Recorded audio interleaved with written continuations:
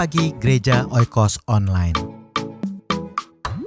Sebelum Anda melakukan aktivitas lebih lanjut, ikutilah Renungan Pagi hari Senin, Rabu, dan Jumat jam 4.30 pagi di YouTube channel Gereja Oikos Online. Shalom, selamat pagi Gereja Oikos Online. Mari kita siapkan hati kita untuk kita datang pada Tuhan dan kita memuji Tuhan pada pagi hari ini. Haleluya.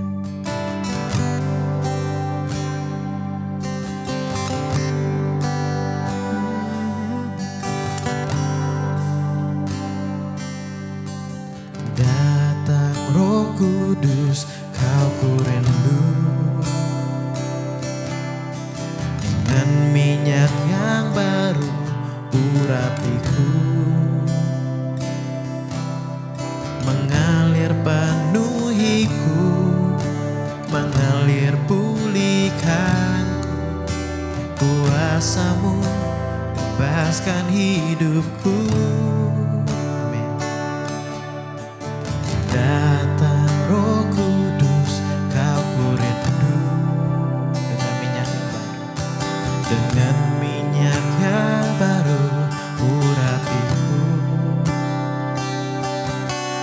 mengalir penuhiku, mengalir pulihkanku, kuasa-Mu bebaskan hidupku. Satu yang ku rindu, bersekutu denganmu, bawaku lebih lagi diam di dalam-Mu, nikmati hadirat-Mu, nyatakan seluruh kuasa-Mu mengubah hidupku.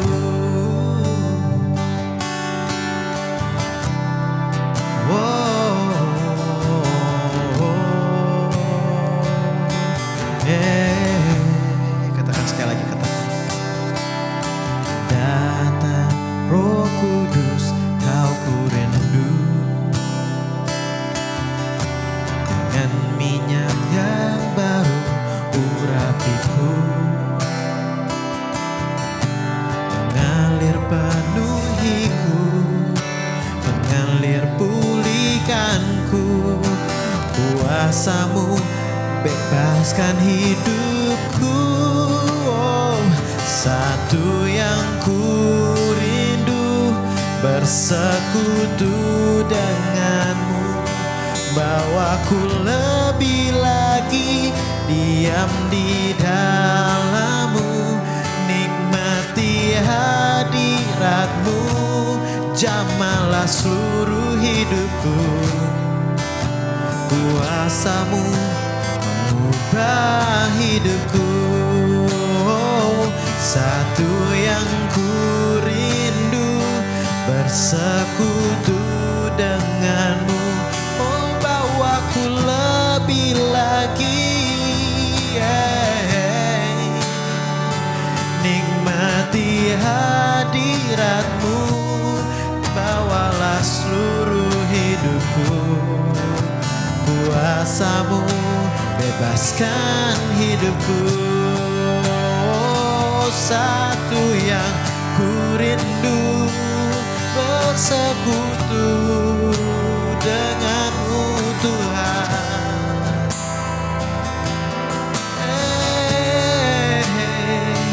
Nikmati hadirat-Mu, jamahlah seluruh hidupku, kuasa-Mu bahkan hidupku.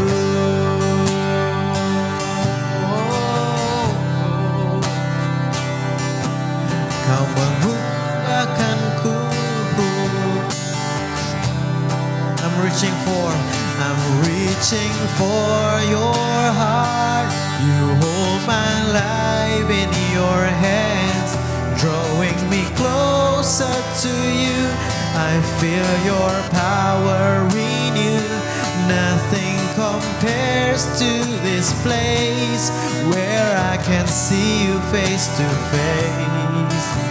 I worship you in spirit and in truth. I'm reaching for your heart. You hold my life in your hands, drawing me closer to you. I feel your power renew. Nothing compares to this place where I can see you face to face. I worship you in spirit and in truth. I worship you in spirit and in truth. I worship you in spirit and in truth.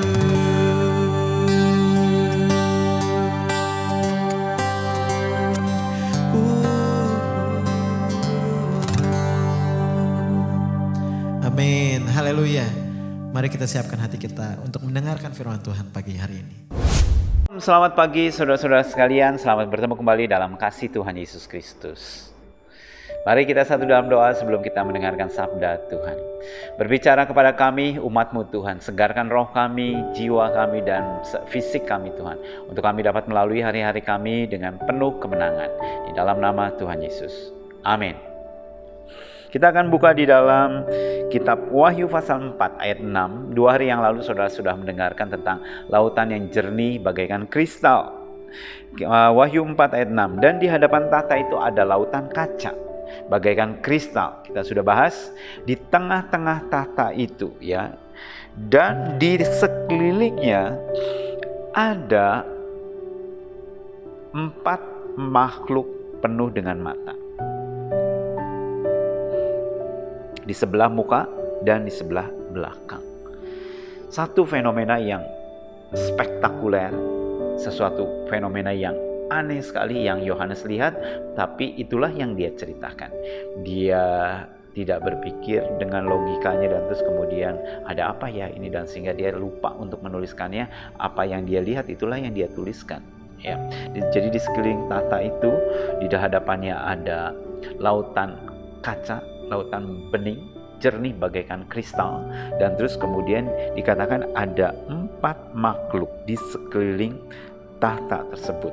Nah, 4 makhluk ini penuh dengan mata di depan dan di belakang, penuh dengan mata.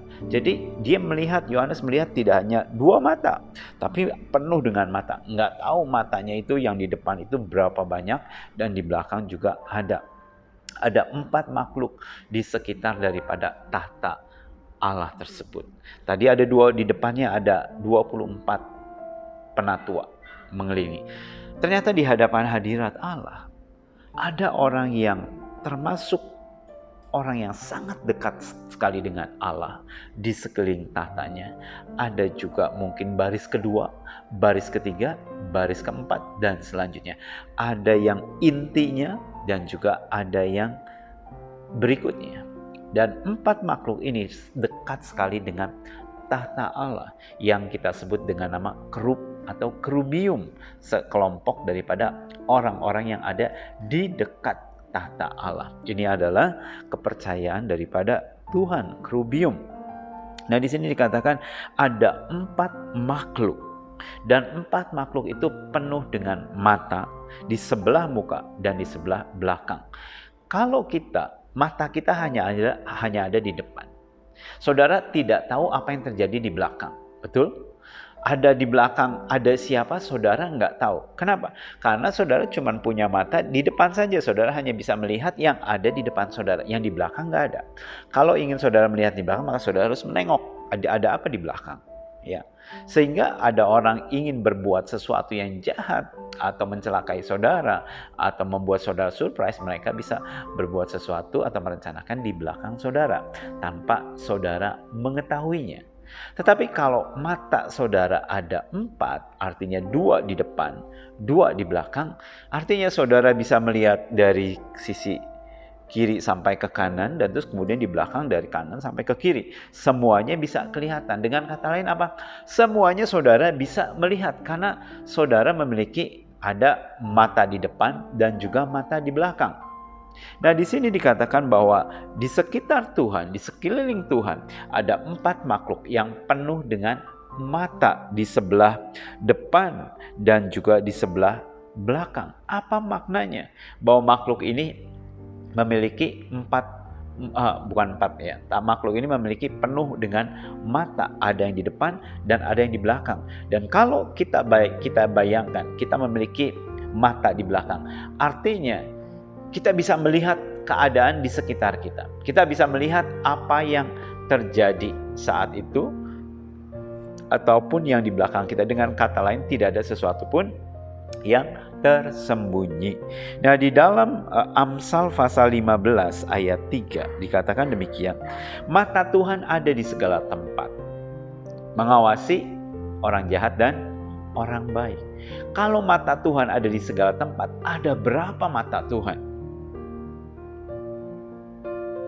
Tuhan ada di Indonesia, Tuhan ada di Singapura, Tuhan ada di Amerika, Tuhan ada di Australia, Tuhan ada di segala tempat. Ada berapa ratus negara di dunia? Katakanlah mungkin 200-300 negara, berarti mata Tuhan ada di 300 negara. Ada berapa pulau di Indonesia? Ada berapa kota di Indonesia? Ada berapa provinsi, kabupaten, dan kota-kota kecil, kampung dan selanjutnya. Berarti di mana-mana ada mata Tuhan dong. Mata Tuhan banyak sekali, penuh dengan mata di depan dan di belakang. Nah, ini adalah melukiskan bahwa tidak ada satupun yang tersembunyi di hadapan Allah. Amsal 15 ayat 3 berkata mata Tuhan ada di segala tempat. Tidak berarti di setiap pelosok-pelosok itu mata Tuhan itu ada satu-satu atau sepasang-sepasang. Tidak berarti, tapi itu adalah mengandung arti bahwa Tuhan matanya tidak lepas terhadap siapapun juga. Dikatakan mengawasi orang jahat dan juga mengawasi orang baik. Kalau ada orang baik, dia melakukan satu kebaikan, orang lain tidak tahu, tapi ada mata Tuhan yang mengetahuinya. Ada ibu janda yang sangat miskin sekali, dia memberi 2 keping, mata Tuhan melihat. Dan Tuhan kasih komentar kepada murid-muridnya. Mata Tuhan melihat. Waktu saudara memberi sesuatu kepada orang lain, orang miskin, orang yang kekurangan, memberi kepada gereja, orang lain tidak tahu. Bahkan orang lain tidak perlu tahu. Tetapi mata Tuhan tahu. Saudara memberi minum, kata Tuhan, secangkir saja kepada salah satu dari anakku atau hambaku, maka ada upahmu di surga, Tuhan bilang. Artinya ada mata yang melihat perbuatan saudara yang tersembunyi tersebut dan mengingatnya. Kalau kita melakukan perbuatan baik, Tuhan bisa mengingatnya. Tuhan mengawasinya, Tuhan melihatnya. Bagaimana kalau kita melakukan sesuatu yang jahat?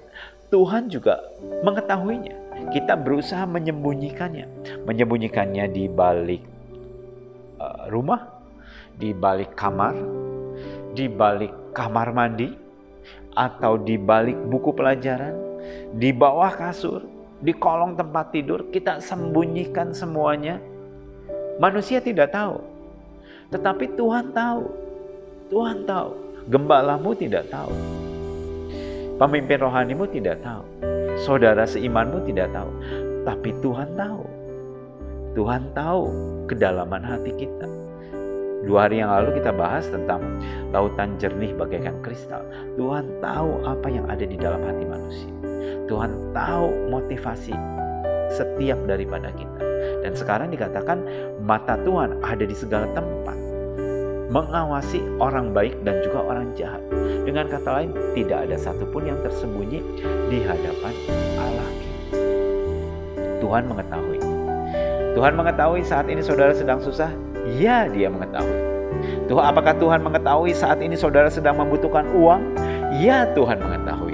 Tuhan mengetahui ada sesuatu yang penyakit di dalam saudara yang mungkin orang lain tidak mengetahuinya, hanya saudara saja dengan dokter saudara. Apakah Tuhan mengetahui? Ya, Dia mengetahui. Dia mengetahui dan Dia bisa memberikan solusinya, dan Dia bisa menolong, dan Dia dapat menolong dan mengerjakan mujizatnya bagi kita sekalian. Beruntung bagi kita Kalau kita berjalan dengan baik di hadapan Tuhan, maka meskipun mata Tuhan ada di segala tempat, kita tidak perlu khawatir. Kita tidak perlu salah tingkah, kita tidak perlu bingung.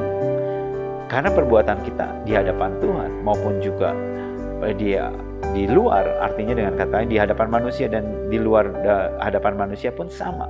Kita tidak perlu menutup-nutupinya. Kita tidak perlu memakai topeng. Beginilah saya. Sehingga kehidupan kita nyata di hadapan Tuhan. Amin. Tuhan Yesus memberkati saudara sekalian, dan biarlah kalau mata Tuhan ada di segala tempat. Karena itu perhatikan caranya kita hidup. Jangan seperti orang dunia. Karena mata Tuhan ada di sekitar kita. Bukan mata-mata pendeta, bukan mata-mata pemimpin, mata-mata bos, bukan. Tapi mata Tuhan ada di segala tempat. Amin. Tuhan Yesus memberkati. Mari kita satu dalam doa. Ajari kami Tuhan, untuk kami hidup benar di hadapan-Mu. Ampuni setiap dosa, setiap kesalahan yang telah kami lakukan. Bahkan di dalam pikiran, di dalam perkataan kami, di dalam perbuatan kami. Dan biarlah Tuhan, sepanjang hari ini dan hari-hari selanjutnya, bila ada kasih karunia Tuhan yang Tuhan kerjakan di dalam hidup kami, memampukan kami untuk melakukan pekerjaan kami sehari-hari dengan pertolongan Roh Kudus. Terima kasih Tuhan, berkati aktivitas umat-Mu di dalam nama Tuhan Yesus. Amin. Tuhan Yesus memberkati, sampai bertemu kembali.